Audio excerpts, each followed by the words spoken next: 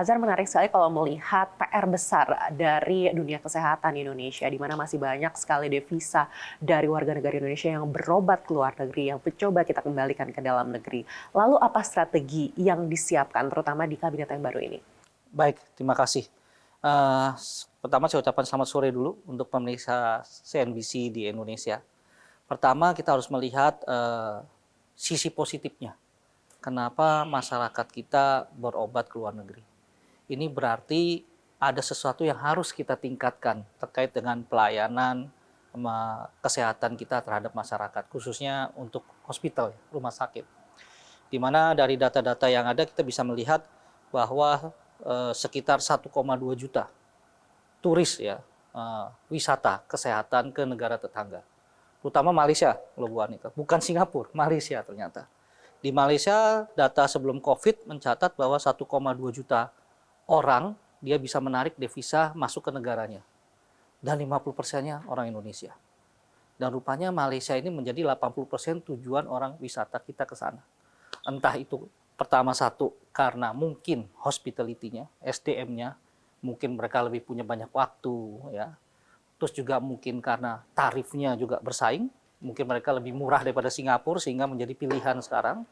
Dan ketiga terkait dengan budaya dan bahasanya yang hampir mirip dengan kita. Nah, tentu saja ini harus kita cermati dan perlu kita perbaiki strategi di Indonesia. Nah, untuk itu Kementerian Kesehatan telah menyusun beberapa strategi. Yang pertama tentu saja SDM-nya, the man behind the gun. Mau alatnya canggih kayak segala macam, tapi kalau SDM-nya memang kurang, tentu saja kita harus perbanyak. Oleh sebab itu kami bekerja sama dengan Kementerian Pendidikan, khususnya Kementerian Pendidikan Tinggi, itu berusaha untuk meningkatkan produktivitas dokter kita. Supaya produksinya banyak dan kemudian bisa mencukupi kekurangan. Ya. Nah, kami juga membantu teman-teman di Dikti melalui program percepatan yang namanya hospital base. Diharapkan dengan hospital base, penambahan kapasitas pendidikan dokter spesialis bisa bertambah sehingga kita bisa mengurangi gap kekurangan yang ada.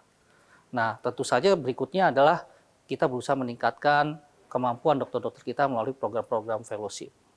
Nah, kalau dokternya sudah oke, gitu ya, jumlahnya sudah cukup, tentunya kita berharap dokter ini nggak praktek di 3 tempat, gitu, cukup 1 tempat sehingga dia punya waktu yang lebih untuk berkomunikasi baik dengan pasiennya. Tentunya juga standar remunerasi dokternya perlu kita tingkatkan sehingga mereka quote and quote tidak kemana-mana, hanya bekerja di satu rumah sakit saja. Nah, terus yang kedua, tentu saja sarana prasarananya kalau orangnya sudah. Nah, ini Kementerian Kesehatan berusaha membangun dan meningkatkan standar daripada rumah sakit yang ada di Indonesia. Tentunya karena kita pemerintah, kita membangun rumah sakit milik pemerintah supaya swastanya ikut gitu, meningkatkan standar gitu ya. Jadi kalau rumah sakit pemerintah standarnya sudah bagus, swastanya mau nggak mau ngikutin dong, kan gitu ya, supaya lebih tinggi lagi. Nah, untuk itu maka Kementerian Kesehatan mencoba untuk membangun melalui sarana prasarana dengan dana kesehatan yang ada. Di Kementerian Kesehatan sendiri di pusat kita rubah bangunan-bangunan yang baru-baru.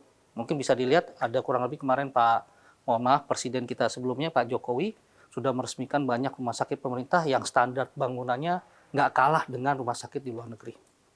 Dan kemarin Pak Prabowo, Presiden kita sekarang, sudah menetapkan bahwa dia dalam asta citanya, dia akan membangun rumah sakit tipe D yang ada di pelosok menjadi rumah sakit tipe C dengan standar yang bagus.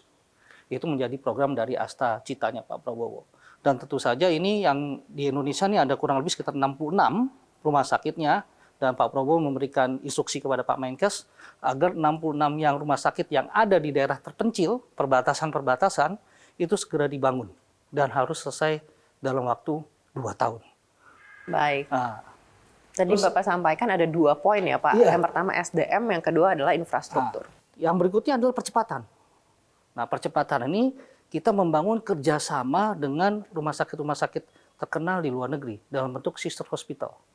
Dan kita membangun kawasan ekonomi khusus KEK kesehatan. Nah, sebagai contoh ya, di Bali nih. Di Bali itu ternyata itu pangsa pasar yang sangat potensial untuk kecantikan, gigi ya.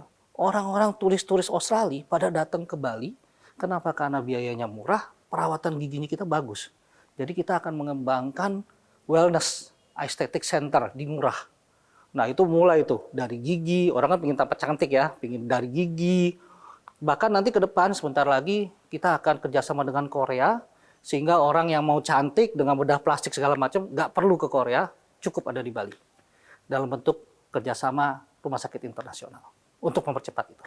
Baik, menarik sekali poin-poin yang sudah disiapkan untuk menjadi fokus di Kabinet Merah Putih ini. Mungkin kita akan bahas satu persatu. Tadi Bapak sampaikan SDM, artinya SDM ini adalah faktor utama yang menjadi tantangan terbesar dari kemajuan dunia kesehatan kita.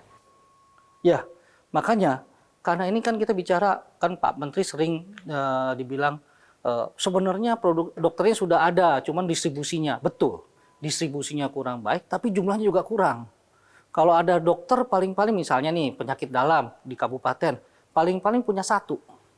Padahal yang kita butuhkan 1 rumah sakit minimal 3. Kan nggak mungkin dokter kerja 24 jam. Dia pengen liburan juga segala macam.